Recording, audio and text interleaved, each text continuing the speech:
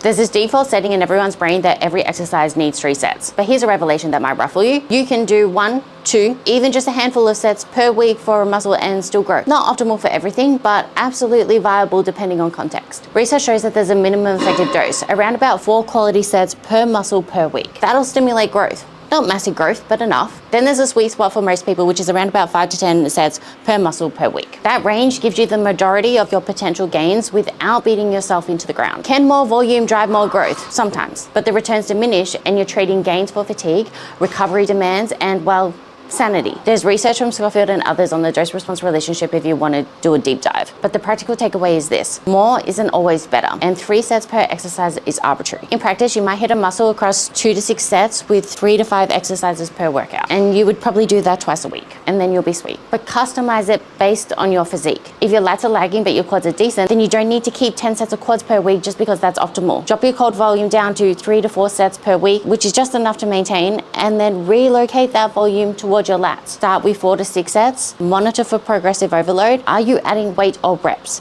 Monitor for recovery. Are you waking up sore as shit for 4 days? And monitor performance between sets. Is there a huge difference in performance from set 1 to 2? If you're recovering fine and progressing, you can build up sets over time. Your training should serve your weak points, not just follow templates because it's what everyone else does. If you've got 3 hours a week to train, you can't afford to waste sets on muscles that don't need that amount of attention. 3 sets per exercise works for some people in some contexts. It's completely unnecessary for others. And comment DBC for my training templates.